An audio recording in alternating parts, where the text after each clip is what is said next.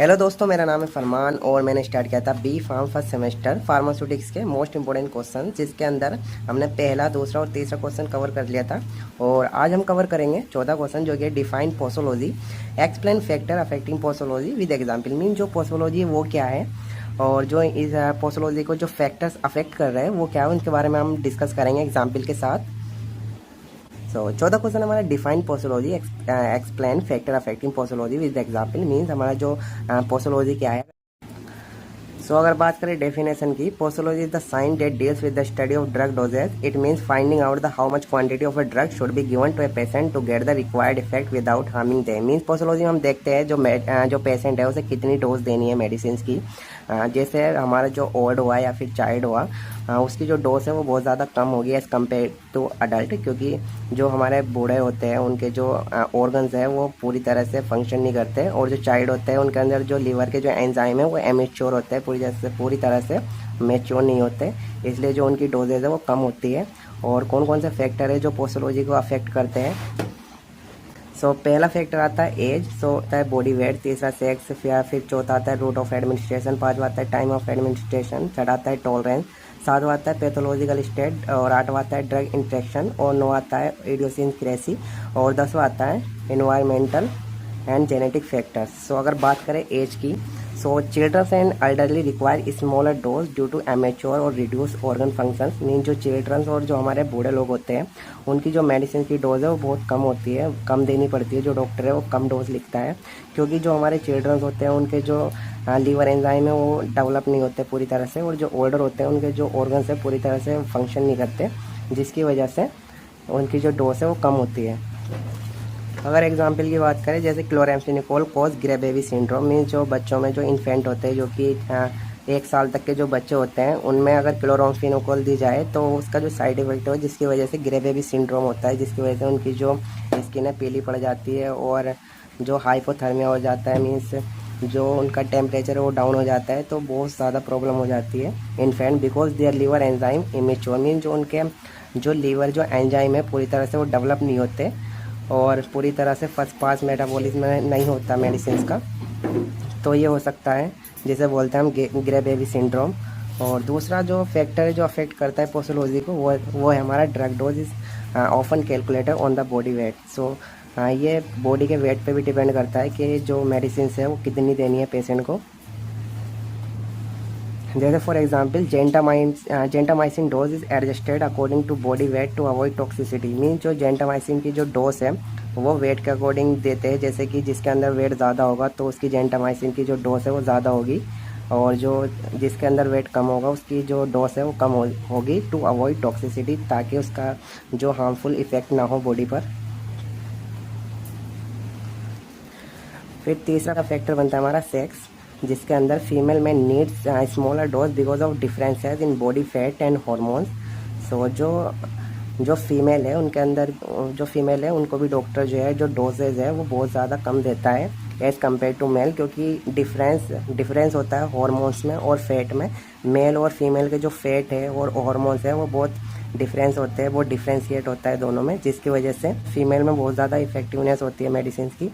Example की अगर बात करें, morphine show more pronounce effect in females. Mean जो मॉर्फिन है जो कि एक नारकोटिक्स है, जो कि दर्द निवारक होती है, दर्द के लिए यूज़ होती है और जिसकी वजह से नींद आती है, तो फीमेल के अंदर इसका बहुत ज़्यादा इफेक्ट दिखता है एज़ कम्पेयर टू मेल।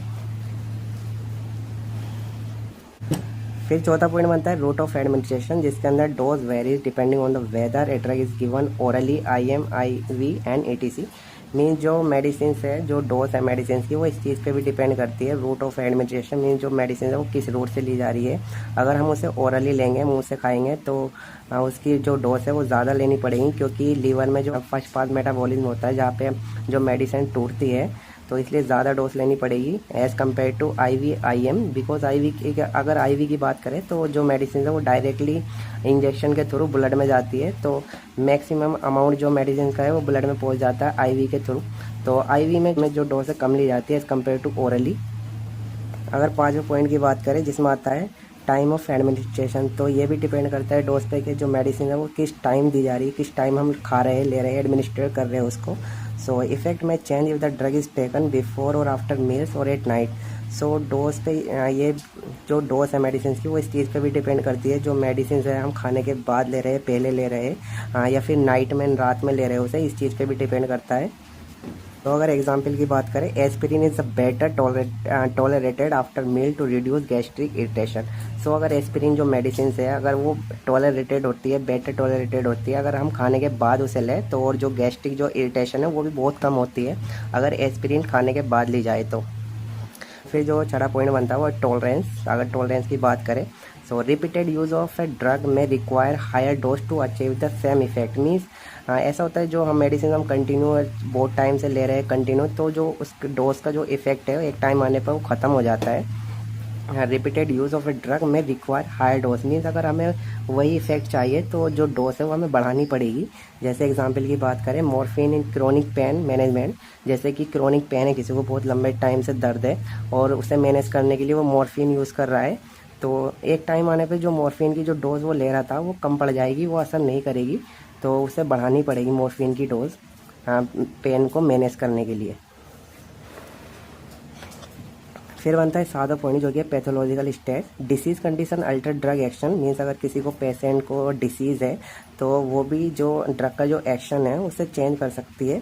जैसे कि for example, in liver disease dose of diazepam must be reduced because metabolism is slow.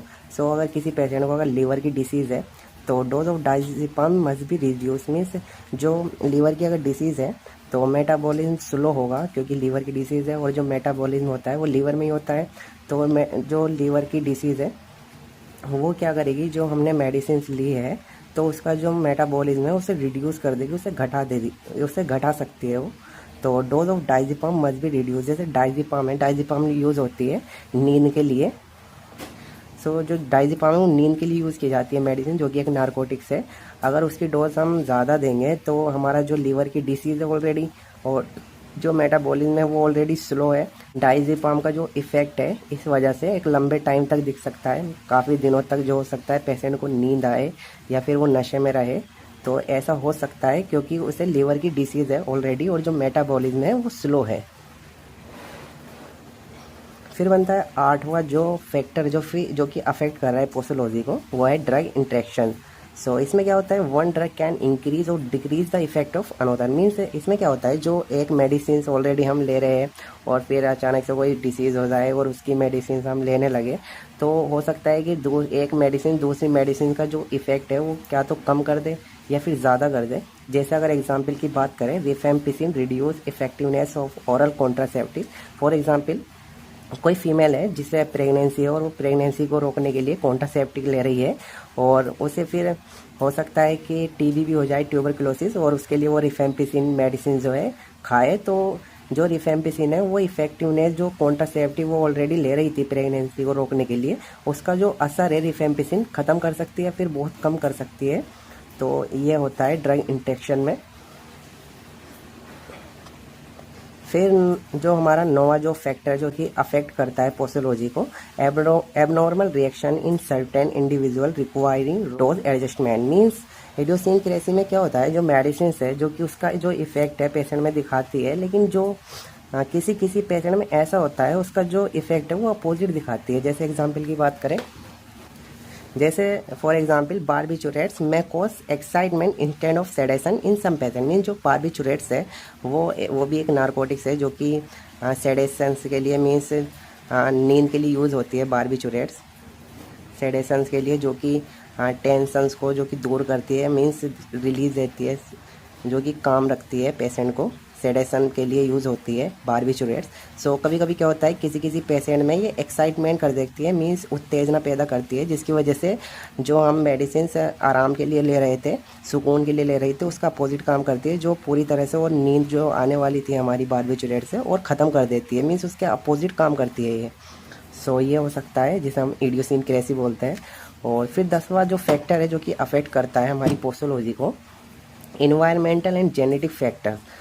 सो जो इन्वायरमेंट है और जो जेनेटिक्स है वो भी इफ़ेक्ट करेंगे कि हमारी डोज है वो कितनी होनी चाहिए, बॉडी के अंदर कितनी जानी चाहिए। जैसे क्लाइमेट हुआ या फिर हमारी डाइट हुई या फिर जेनेटिक मेकअप हुआ, जो हमारे जीन्स है, DNA can alter drug requirement. So ये भी अल्टर कर सकते हैं, ये भी चेंज कर सकते हैं जो रिक्वायरमेंट है बॉडी के अंदर मेडिसिन की, ये भी चेंज कर सकते हैं। जैसे अगर हम एग्जाम्पल की बात करें, people in hot climates need higher dose of diuretics due to more fluid loss. So क्या होता है, जो हॉट जो क्लाइमेट्स होता है, जैसे एग्जांपल की बात करें जैसे राजस्थान रेगिस्तान हुआ, सो यहाँ का जो क्लाइमेट है वो बहुत ज़्यादा गर्म रहता है, जिसकी वजह से जो लोग हैं बहुत ज़्यादा पानी पीते हैं, तो जिसके अंदर डायूरेटिक्स की ज़रूरत पड़ती है, जिसकी वजह से जो यूरिन है वो ज़्यादा आता है। यूरिन बनाने के लिए, यूरिन निकले हमारा, तो उसके लिए डायूरेटिक्स दी जाती है, जिसकी डोज हमें ज़्यादा देनी पड़ती है, जिससे ज़्यादा यूरिन बने और ज़्यादा निकले पानी बॉडी से बाहर। तो डायूरेटिक्स की ज़्यादा ज़रूरत पड़ती है वहाँ पर जहाँ पे बहुत ज़्यादा गर्म होता है। तो ये थे हमारे 10 फैक्टर जो कि अफेक्ट करते हैं पोसोलॉजी को।